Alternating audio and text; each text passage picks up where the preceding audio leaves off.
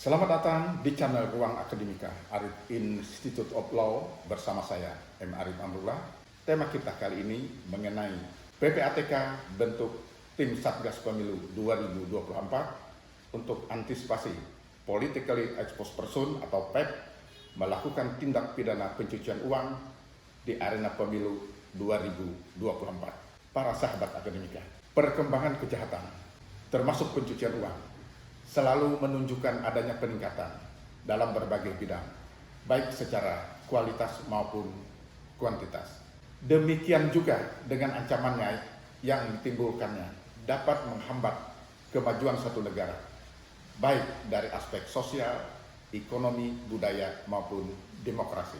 Di samping itu juga, modus operandi dalam upaya mengelabui atau membohongi petugas atau penegak hukum guna menyembunyikan asal-usul harta kekayaan yang diperoleh dari hasil kejahatan sehingga tampak sebagai harta kekayaan yang diperoleh dari kegiatan atau hasil usaha yang sah, termasuk tentunya juga penyaluran dana pada kegiatan pemilu 2024. Pemilihan umum serentak yang akan digelar pada tahun 2024 patut juga diwaspadai para sahabat akademika atas potensi terjadinya pencucian uang di arena itu. Mengingat dana yang dibutuhkan untuk menuju kepada kemenangan cukup besar, maka akan sangat memberi peluang bagi mereka yang punya dana besar yang diperoleh dari sumber yang tidak benar atau ilegal untuk membersihkan uangnya di arena pemilu tersebut. Terjadinya potensi praktek pencucian uang atau money laundering dalam pemilu tidak dapat dipisahkan dari peran kedua belah pihak atau calon pasangan dan penyandang dana atau sponsor yang saling membutuhkan. Di satu sisi, pasangan calon membutuhkan dana yang besar, dan di sisi lain, mereka yang mempunyai uang banyak yang diperoleh dari sumber yang tidak bersih juga berupaya untuk membersihkannya. Jadi sama-sama membutuhkan. Misalnya saja, uang hasil korupsi, judi, dan lain sebagainya yang merupakan tindak pidana asal atau predikat crime sebagaimana diatur dalam pasal 2 ayat 1 Undang-Undang Nomor 8 Tahun 2010 selalu diupayakan untuk dicuci atau dibersihkan sampai bersih. Ya. Dalam konteks demikian, maka para sahabat akademika, terjadinya kesepakatan secara rahasia juga sulit untuk dihindari. Tentunya pula disertai dengan kesepakatan secara rahasia lainnya antara penyandang dana dan calon penerima dana manakala sang calon itu nanti terpilih.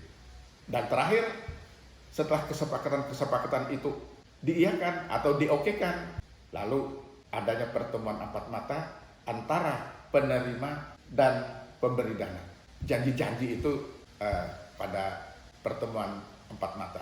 Para sahabat akademika, untuk mengantisipasi terjadinya praktek yang demikian itu, Pusat Pelaporan dan Analisis Transaksi Keuangan atau PPATK telah membentuk Satuan Tugas Pemilu 2024. Nah, adapun subjek yang hendak disasar adalah Politically Exposed Person atau disingkat dengan PEP, atau orang yang populer secara politis.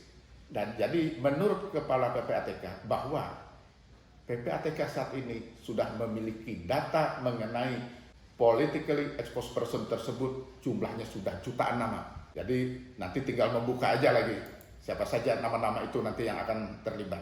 Ketentuan pasal 14 ayat 1 Konvensi PBB anti korupsi menyebutkan setiap negara wajib membentuk rezim pengaturan dan pengawasan internal yang komprehensif untuk bank dan lembaga keuangan non-bank, termasuk orang perorangan dan korporasi yang memberikan jasa resmi atau tidak resmi pengiriman uang, dan jika pandang perlu badan lain yang khususnya rawan pencucian uang atas kewenangannya menangkal dan mendeteksi semua bentuk pencucian uang, dan wajib juga menekankan mengenai persyaratan bagi nasabah dan jika diperlukan identifikasi pencatatan dan pelaporan atas transaksi keuangan yang mencurigakan.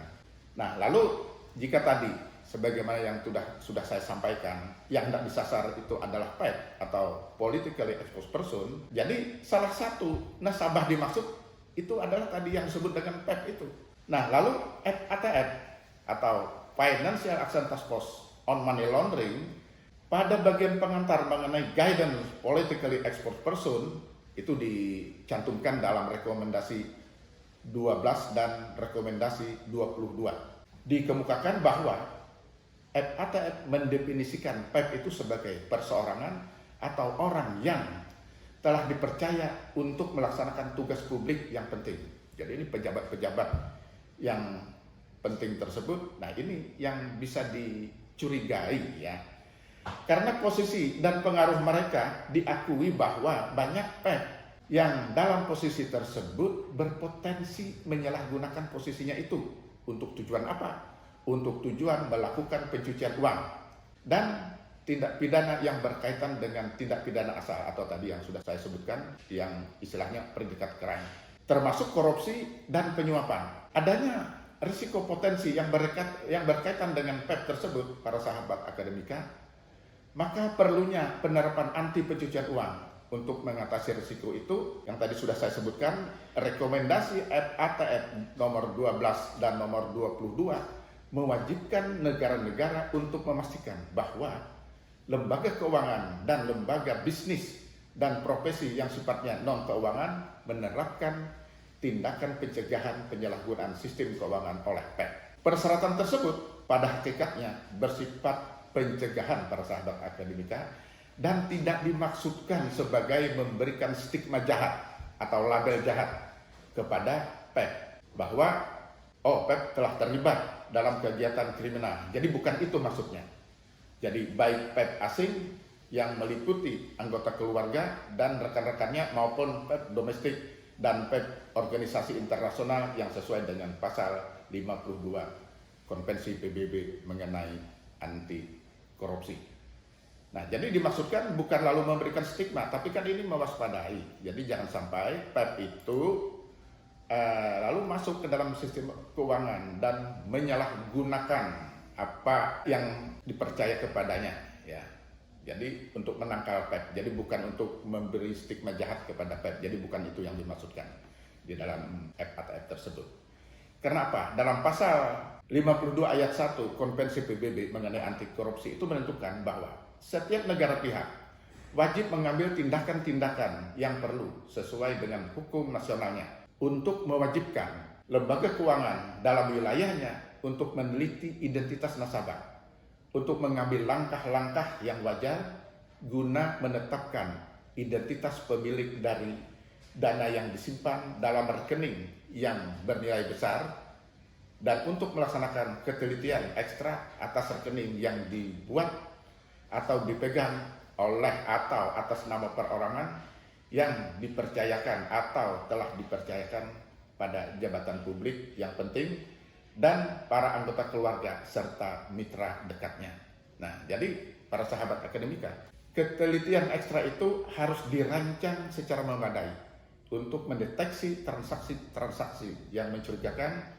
Untuk tujuan apa? Tujuan pelaporan kepada pejabat yang berwenang dan tidak boleh ditafsirkan sedemikian untuk mencegah atau melarang lembaga keuangan melakukan kegiatan usaha dengan nasabah yang sah. Dengan dibentuknya tim Satgas tersebut diharapkan akan dapat menangkal politically exposed person untuk membersihkan duitnya di arena pemilu tahun 2024 sehingga akan dapat menjaga atau memelihara pemilu atau dapat memelihara marwah pemilu sebagai arena untuk memilih orang-orang yang benar-benar berintegritas tinggi. Jadi para sahabat akademika bersaing dengan cara-cara baik, bukan bersaing dengan bagi-bagi uang untuk menuju kemenangan. Karena itu PPATK akan mengawasi aliran dana baik yang masuk ke perorangan, kelompok, atau partai politik. Jadi para sahabat akademika, demikian gambaran singkat seputar perlunya dibentuk tim Satgas 2024 oleh PPATK Dalam rangka untuk apa? Untuk menangkal PEP menggunakan dananya di arena pemilu tahun 2024. Sampai di sini dulu pertemuan singkat kita dalam Sayang Pandang. Mohon maaf bila ada salah kata. Salam akademika. Terima kasih.